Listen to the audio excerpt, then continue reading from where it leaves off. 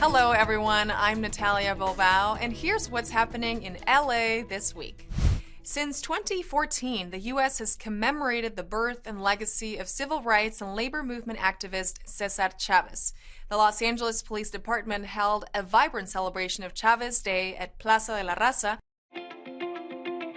Well, it's a great opportunity for us to join with a number of community leaders and celebrate the legacy of Cesar Chavez.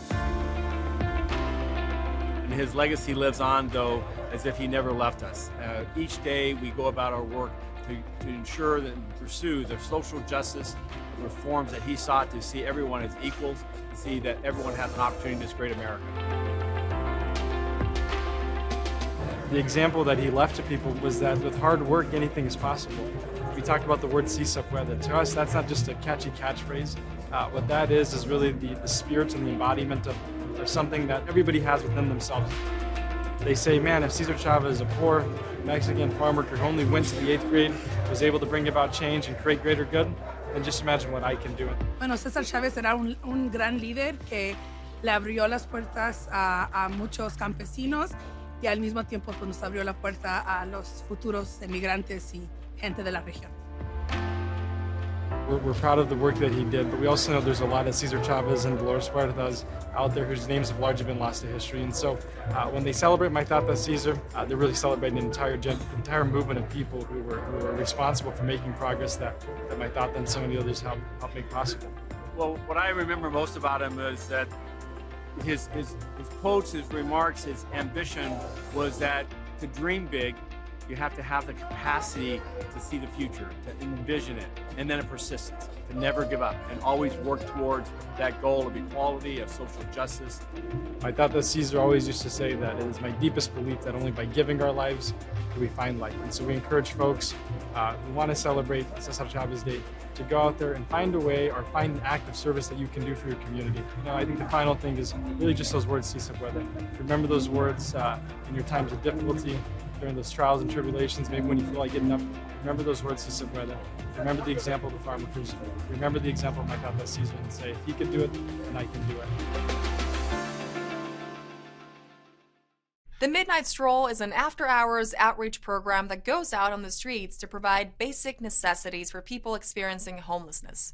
Council District 13 and local service organization APAIT were the two forces that collaborated to provide these helpful packages to those in need around the greater Hollywood area. Check it out.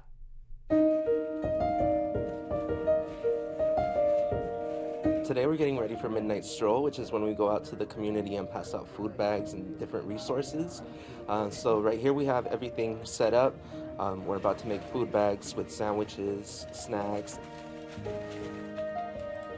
The Midnight Stroll is an after-hours outreach program that goes out in the streets of Hollywood and greater Los Angeles to provide basic necessities for folks that are experiencing homelessness.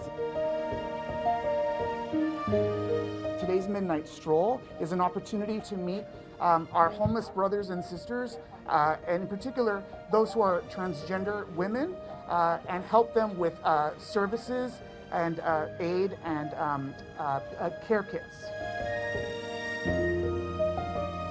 Today we're giving out 80 food bags, so hopefully we get to meet 80 new folks today. We're going to be going around the Hollywood area. We can invite them back to our offices if they so desire and provide them with HIV testing, STI testing, mental health counseling, housing. We have housing opportunities for them. In the heart of the pandemic, or in the midst of it, when it was at its height, people really were in need of the services. And the fact that we were able to provide those services was just fulfilling.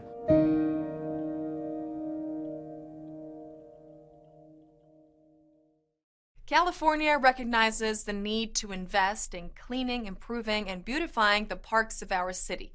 Channel 35 was at Hollenbeck Park to find out what improvements the residents of this area will benefit from thanks to a grant approved by Clean California. This is the first of many game changers for our city parks. Let's take a look. Today we're here to announce the award of almost a $5 million grant from Governor Newsom's Clean California $1.1 billion initiative that was passed by the legislature, and it allows close to $300 million for local cities and communities throughout the state to receive funding for projects that will help clean up the areas, beautify the areas, provide safety enhancements for the community members. Well, we're investing and celebrating $5 million here to our park in Hollenbeck. And this is really important because this is a larger effort of us improving the community, to the investments at the 6th Street Bridge, and now here, right in the center of our community, we're going to be investing close to $5 million to do the sidewalk improvements, to do the lights that have never existed, and to help green up our space from grass to trees to the asphalt here. So our kids and our community will have a place to run where it's safe, just enjoy themselves. I mean, this is a game changer for our neighborhoods. It's one of 3 projects in the entire city, so we're very excited to bring this funding to the community of Boyle Heights, to the Hollenbeck Park, and it's going to be great bringing lighting, trash can, more trees. We're going to continue to engage with the community as to what else they would like to see. We have to deal with the pollution from the cars, from the freeways. We need parks and green space to counter that pollution so that we can have a healthier community. This is one of the many grants that are coming to the City of Los Angeles as well as the County of Los Angeles. We were able to secure close to $70 million for 25 communities here in Los Angeles County, and Boyle Heights is one of those communities. We're excited. This is the first one we're announcing, and we're excited that Boyle Heights will be getting this funding.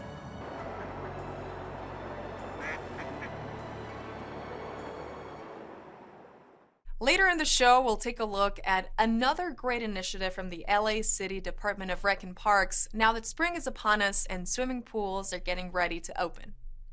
Since the legalization of cannabis, California has experienced a boom in the number of cannabis companies and, as a result, a high demand for workers. What better way to educate people on the benefits for the overall economy of this field and create win-win opportunities than by holding a 2-day job fair to connect employers and job seekers? Check it out. We have over 26 cannabis employers and job seekers, and we're offering this venue for them to do live interviews. We see this huge burgeoning market with all these jobs available for prospective job seekers. So we're hiring new teams for our stores. So we're here to actually offer positions to people in Los Angeles. We're going to be hiring between 15 and 25 new employees. We're looking for employees as bud tenders and eventually hope to move them up to management.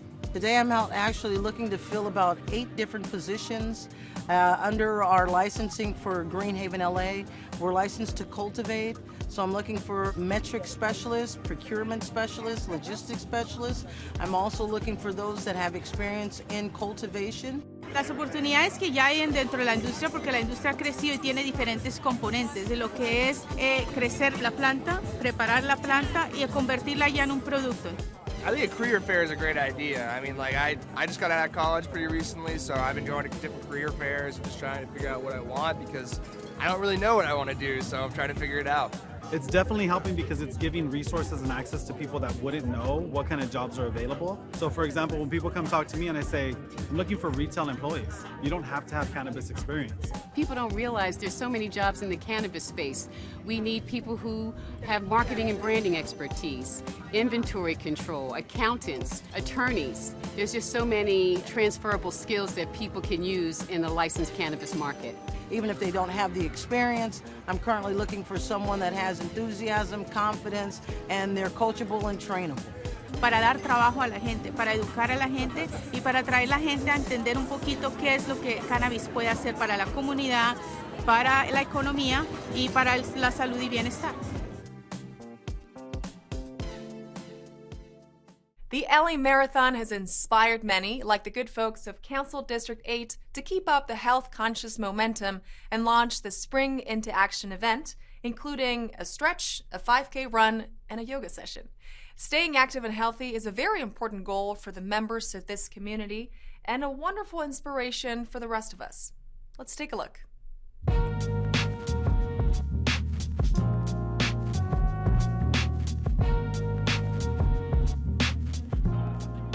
Today we're at St. Andrews Park for our wellness community event. We're going to be running 5K through the neighborhood. Today's Spring into Action event will start with a strength training workout, and then we'll have our 5K run walk, and then we'll end with the yoga. You know, when I tell people we're running in this community, you know, some people get kind of hesitant, but that's the thing, that's what we're trying to change. We're trying to make running and activity cool in these spaces, and, you know, it starts with us. When you're out there, you're going to see some of your neighbors looking at you because they're going to be like, what the hell? Because we don't have 5Ks and marathons in this part of the community. So make sure that you all are an ambassador to each other and you speak to what our community can be at its best. We created this event along with the councilman just to get people active and healthy in this community. I'm from this community. I grew up at this park. Running is something I fell in love with. It's not the norm where I come from, so for me to be able to impact my community through my passion and my love is amazing. That's ultimately the goal. We want people to get up and to move and to be active. This lets us come together, get together, see each other, see our neighbors, and also take care of our health at the same time. Free. So no reason to not get involved, because cost is not a barrier at all. I don't want to be cooped up anymore from the pandemic, so the first opportunity or anything I can to come outside, which is running or just walking, that's helpful. Yo soy como participando con ellos ya pienso como dos años y no me gusta mucho. We're bringing this to every park in Council District 8. Stay tuned to MHD CD8 on Facebook and Instagram, and you'll see when it's coming to a park in your neighborhood. Improvements on Colorado Boulevard have officially begun. Selected libraries distribute free menstrual products, and applications for micro-enterprise grants are open. All this up next on City Beats.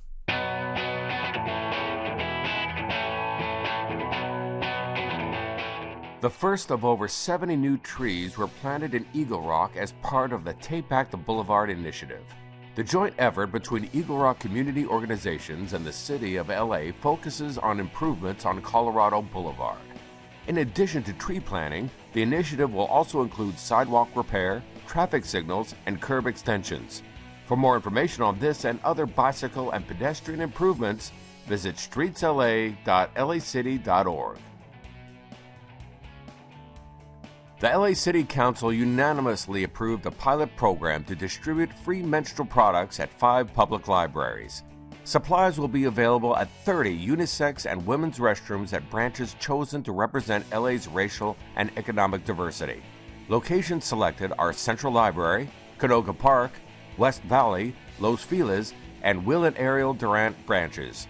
The total 2-year cost of the pilot program is $53,205, which includes costs for the initial dispenser purchase and installation. To keep up to date on LA City Council items, check out lacity.org/government. Micro-enterprise recovery grants are available to eligible businesses from the City of LA's Economic and Workforce Development Department. A total of $8.5 million in funds will be awarded to micro-enterprises, which are businesses with 5 employees or less, including the owners. The grants provide up to $15,000 to aid in their financial recovery from the COVID-19 pandemic. Awarded funds can be used for operating expenses, including payroll, lease payments, insurance, and inventory. For more information on EWDD and the grant application, which closes on April 15th, visit ewddlacity.com.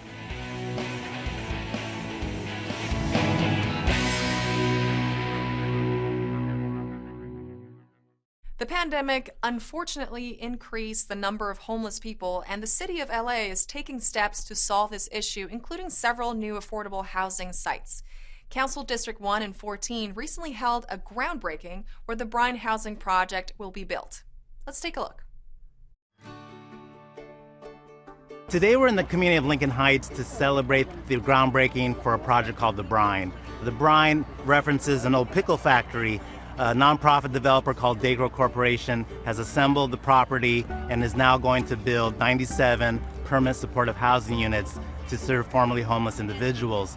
But in addition, they're partners with the County of Los Angeles and nonprofits to provide wraparound services in support of those people. We're really excited to have permanent supportive housing and affordable housing units available here in the Lincoln Heights area. There's a huge need, especially during these times. This area has been impacted by the pandemic. I know there's a lot of people that are on the brink of homelessness, and affordable housing is needed in the city now more than ever. I'm excited for progress, and they're doing really good things with the plans. A big market and a care center for children with special needs is terrific. I'm all for that. The fact that my houses are still standing and they're going to be utilized as part of the project, that's a big thing. I grew up in both those houses. I can't tell you how thrilled I am that the houses are still standing and my memories will be intact. The city and county have provided what's called permanent supportive housing with services, but this is a unique project because it captures an entire city block and will have not only housing, but services serving the people living here, special needs populations, former veterans, transitional aged youth, as well as mental health services. Spring is upon us, and in the Persian culture, it signifies the start of the new year, Nowruz, meaning new day, which begins on the first day of spring.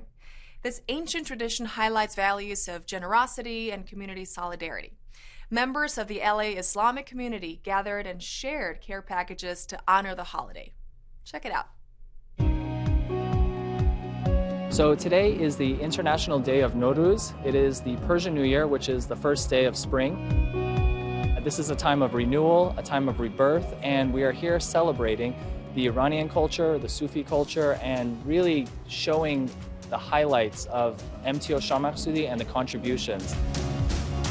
We are here celebrating the Persian New Year, Nowruz, and I'm here to celebrate that event, but also to celebrate the work of this organization, which has done so much for the community. So today is Nowruz. Nowruz means new day. This ancestral festivity has been celebrated for more than 3,000 years, and so we have this program going on today to celebrate and ring in the new year.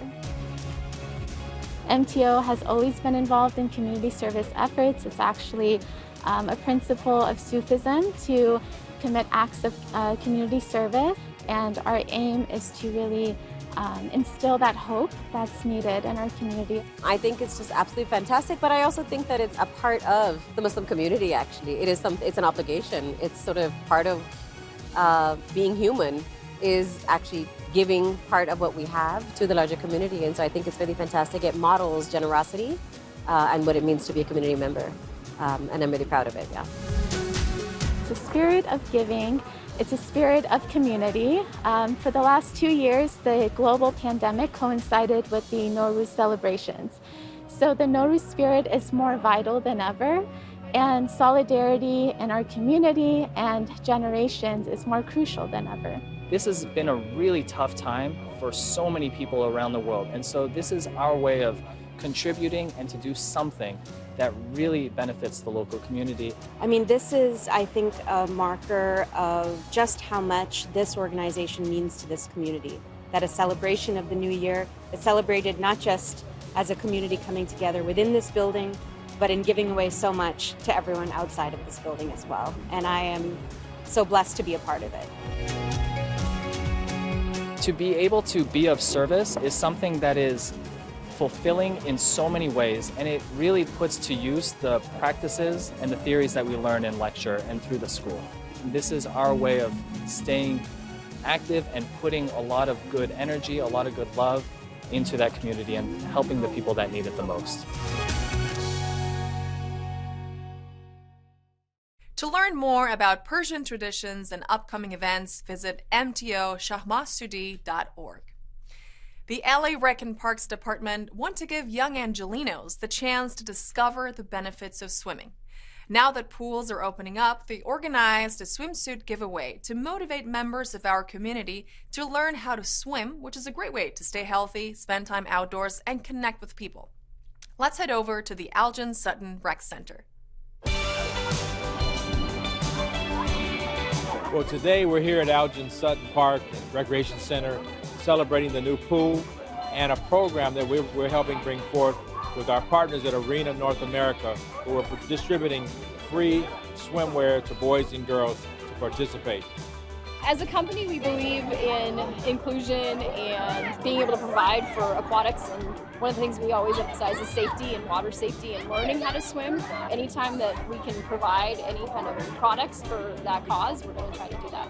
This donation is so important as we prepare for the 28 Olympics, as we are launching our Play LA program. It breaks down barriers for kids to participate in our Learn to Swim program and be able to become active in their life and become more fit. It also gives them pathways to get jobs in an aquatic environment, anywhere from being a junior lifeguard, a locker attendant, a lifeguard, and so on and so forth.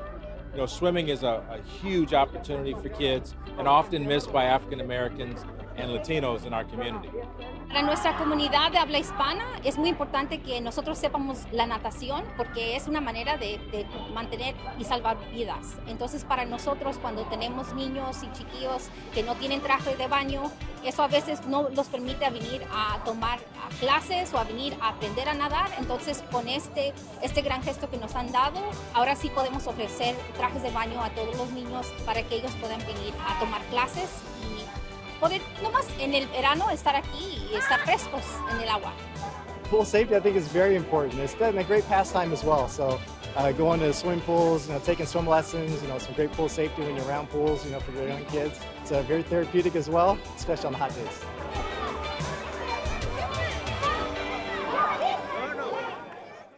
We've been privileged to speak with remarkable women recently, and this time our own Maria Hall-Brown had the chance to sit down with Congresswoman Maxine Waters.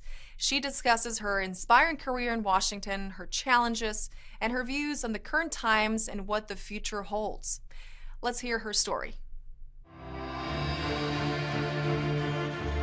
I am delighted to be joined today by Congresswoman Maxine Waters. It is such a thrill to have you in studio. Thank you for taking the time. Thank you. I'm delighted to be here. 15 terms in Congress. I mean, just the changes, the drama, the camaraderie and the fights, all of that. Right now, what is going right and what is going wrong? I have seen the work of a Democratic administration, a Republican administration, and now we're in a very different time. And I'm not proud to, have to share this, and I do share it in the community. I've never seen anything like what we're experiencing now. We have people who have been elected to office who are part of groups like QAnon, the Proud Boys, the Oath Keepers, and the KKK. They're in the House of Representatives and the Senate. These are people who I think are undermining our democracy. In 2018, you were selected to be the first woman to chair the House of Representatives Financial Services. That is a huge position, incredibly important. And how has that affected you and who you are as a Congresswoman? Well, first of all, let me say that you're absolutely right. It is a huge responsibility to be the chair of the Financial Services Committee of the House of Representatives, because we're dealing with all of Wall Street, we're dealing with all of the capital markets, we're dealing with housing and all of HUD, we're dealing with the World Fund, we're dealing with all of these entities, and you have to pay attention to all of them. So this is a big job, and I focused on housing, and I'm fighting now to make sure that that $150 billion is in that Build Back Better program. You've never shied away from a fight. You have been very outspoken a number of times, and sometimes that's been called back on you. Does that bother you? Are you okay with that? Are you fine with needing to say what you need to say? Do you ever have any regrets that maybe something that you've said been pulled out of context and had been used in a way that it shouldn't have been? Or are you glad that the attention is being paid because you're being heard? Well, I am pleased that for whatever reasons, how I was reared, my religious background with my family, I'm pleased that I'm able to feel confident to be able to speak out when it appears to be dangerous to do so. Because as politicians, you're always thinking about whether or not you're going to harm your own ability to be reelected, etc. And so I'm free of that, and I feel good about that. Of course, there are times when I regret that I could have done things differently, maybe how I could have avoided a confrontation, maybe how I could get more people involved, and I think about that a lot, and I try and use my experience to do better. Well, Congresswoman Waters, you are incredibly inspirational in terms of your independence, your veracity, and your commitment to the people that you serve. It has been an honor to have you sitting here with us, and I cannot tell you how much I appreciate getting to know you more, and I cannot say how much I wish you all the best. So thank you for everything. Thank you so much. You know, we could do this for a couple of hours. We should. Let's do it. All right, well, we'll do it again then. Thank you. I enjoyed being here with you. Thank you.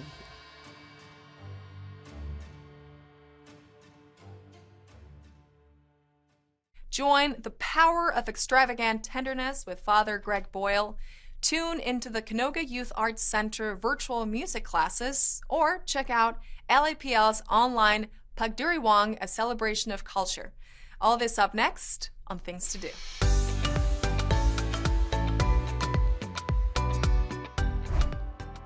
The Los Angeles Public Library invites you to a live virtual event with Father Greg Boyle, founder of Homeboy Industries. Homeboy Industries is the largest gang intervention, rehabilitation, and re-entry program in the world. Father Boyle will share what he's learned over 3 decades of working with marginalized populations. The discussion will include his newest book, The Whole Language, The Power of Extravagant Tenderness. Father Boyle will be joined by Emmy Award-nominated actor and producer Richard Cabral, who was once a participant in the Homeboy program. The Power of Extravagant Tenderness with Father Greg Boyle happens on Sunday, April 10th at 12 p.m. It will stream live on the library's YouTube and Facebook pages. For more info, visit lapl.org/events. The Canoga Park Youth Arts Center invites you to a new series of virtual music classes. These intermediate classes include lessons on ukulele, guitar, and piano. Since these are virtual events, students will need to provide their own instruments. Class sizes will be limited to 8 participants each and are appropriate for kids and adults age 9 and up. The Canoga Park Youth Arts Center virtual music classes happen April 19th through May 27th. Ukulele will be Tuesdays at 4:30, guitar on Wednesdays at 4:30, and piano on Thursdays at 4. For more info and registration, email caitlin.moss@lacity.org.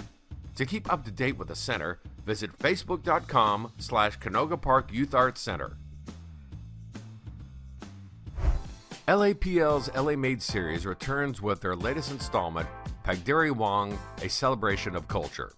This online event, a collaboration between the Panorama City Branch and Kayamanan Ninglahi, will celebrate the rich and diverse culture of the Philippines through joyful interpretations of everyday life, time-honored traditions, and epic stories of their ancestors.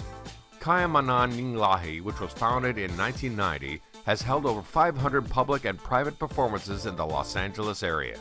These have included dance concerts, festivals, and school-based activities. Pagdiriwang, a celebration of culture, happens on Saturday, April 9th at 2 p.m. To register for the Zoom link, visit lapl.org/events. And that's a look at some things to do.